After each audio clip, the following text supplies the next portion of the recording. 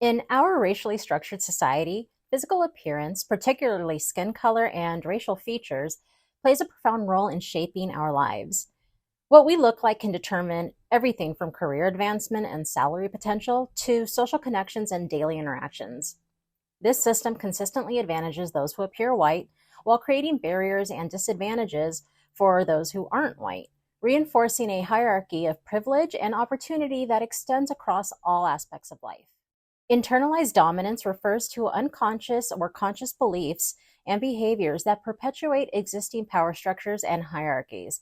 This can manifest in various ways, such as believing certain groups deserve more power or privilege than others, or acting in ways that maintain these imbalances, even unintentionally. Let's take a closer look at how white folks develop internalized dominance, what it looks like in everyday life, and how to overcome it. So stay tuned.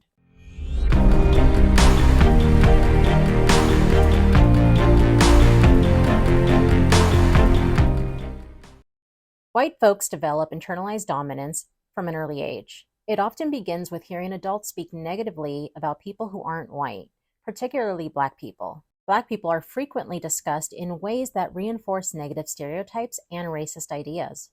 Other groups may face similar negative treatment when living in close proximity to white communities or becoming politically visible.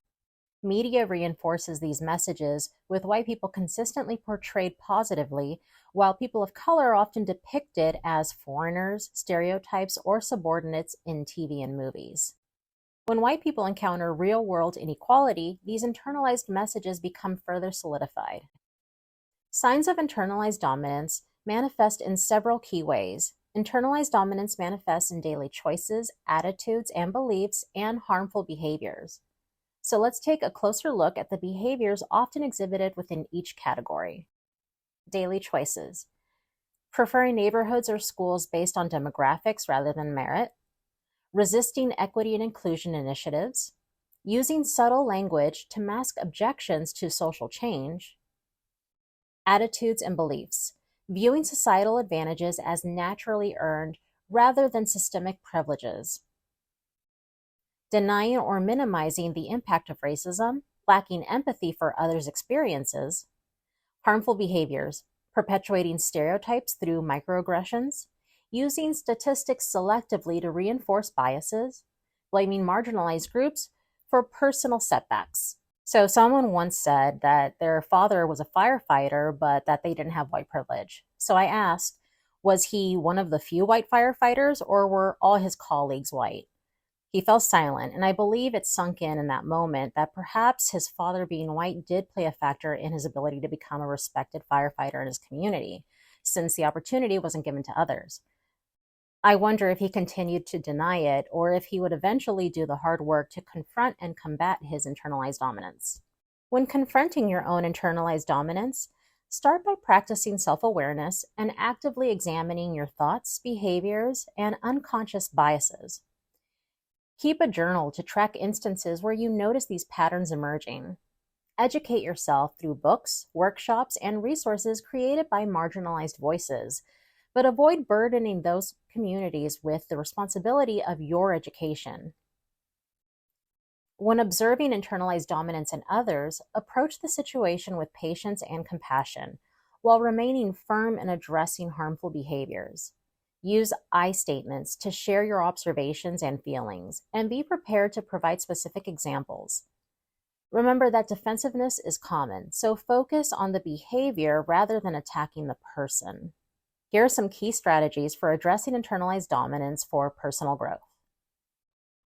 Regular self-reflection and examination of privileges, ongoing education about systemic oppression and its impacts, building genuine relationships across different communities.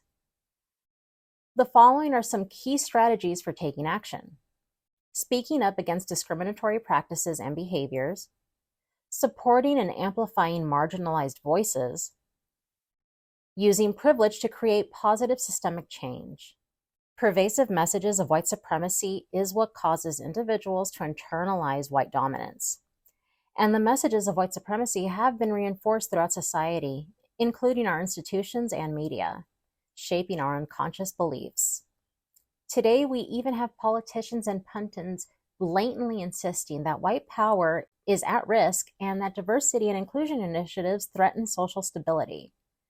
Remember that addressing internalized dominance is an ongoing process that requires commitment, humility, and a willingness to make mistakes and learn from them. Pervasive messages of white supremacy is what causes individuals to internalize white dominance. And the messages of white supremacy have been reinforced throughout society, including our institutions and media, shaping our unconscious beliefs. Today, we even have politicians and pundits blatantly insisting that white power is at risk and that diversity and inclusion initiatives threaten social stability. Remember that addressing internalized dominance is an ongoing process that requires commitment, humility, and a willingness to make mistakes and learn from them. Thanks for watching. If you found this video helpful, don't forget to like, subscribe, and hit that notification bell to stay updated on the latest content about social justice and equity. Share your thoughts in the comments below, as well as any questions. I will do my best to answer any questions in a timely manner. See you next time.